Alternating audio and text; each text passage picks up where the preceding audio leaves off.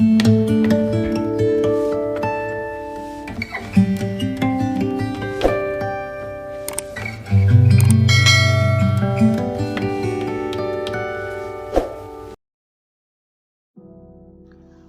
تعجب ہے اس شخص پر جو اپنی برائیوں کو جانتا ہے لیکن جب اسے برا کہا جائے تو ناراض ہو جاتا ہے۔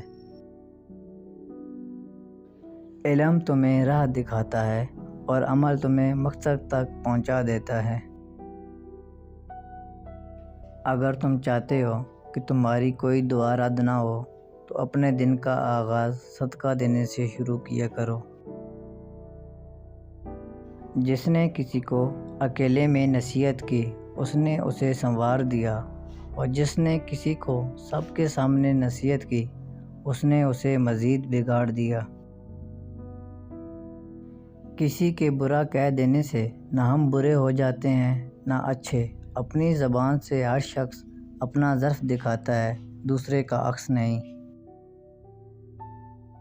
اس شخص کو دوست مت بناؤ جو محفل میں تمہیں شرمندہ کرے، چاہے وہ مذاق میں ہی کیوں نہ ہو۔ کوئی تم سے روٹھ جائے پھر وہی خود تم سے ملنے کو ترسے تو اسے کبھی مت کھونا، کیونکہ وہ تم سے بہت زیادہ پیار کرتا ہے۔ جب کوئی بات آدمی دل میں پوشیدہ رکھتا ہے تو زبان سے اس کے اشارے مل جاتے ہیں۔ اگر تم کسی کے ساتھ بھلائی کرو اور تمہیں اس کا بدلہ اگر برائی کی صورت میں ملے تو سمجھ لو کہ تمہاری نیکی قبول ہو گئی۔ دو طرح سے چیزیں دیکھنے سے چھوٹی نظر آتی ہیں، ایک دور سے اور دوسرا غرور سے۔ دنیا والے ایسے سواروں کی مانند ہیں جو سو رہے ہیں اور سفر جاری ہے۔ مشکلات ہمیشہ بہترین لوگوں کے حصے میں آتی ہیں کیونکہ وہ اس کو بہترین طریقے سے انجام دینے کی صلاحیت رکھتے ہیں۔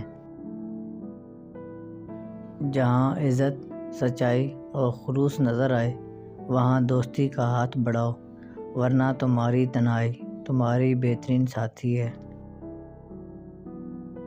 جو شخص اپنے آپ کو خود گمراہ کرے اس کو کوئی دوسرا شخص کس طرح راہ پر لا سکتا ہے؟ احمق کی عقل اس کی زبان کے پیچھے اور عقل مند کی زبان اس کی عقل کے پیچھے ہوتی ہے۔ کہاوتیں اور مثالیں عقل مندوں اور عبرت حاصل کرنے والوں کے لیے بیان کی جاتی ہیں، نادانوں کو ان سے کوئی فائدہ حاصل نہیں ہوتا۔ کسی دوسرے کے گرنے پر خوشی مت کر، کیا معلوم کل کو تیرے ساتھ کیا ہوگا۔ جو شخص نیک سلوک کرنے سے درست نہ ہو وہ بد سلوکی سے درست ہو جاتا ہے۔ عقل مند اپنے آپ کو پست کر کے بلندی حاصل کرتا ہے اور نادان اپنے آپ کو بڑھا کر ذلت اٹھاتا ہے۔ جس شخص کا علم اس کی عقل سے زیادہ ہوتا ہے وہ اس کے لیے وبال جان بن جاتا ہے۔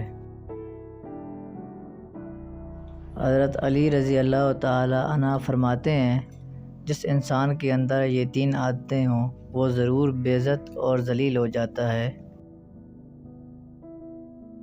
پہلی عادت جو فضول خرچی کرتا ہو، دوسری عادت جو شخص جھوٹ بولتا ہو، اور تیسری عادت جو شخص چھوٹی چھوٹی باتوں پر غصہ کرتا ہو۔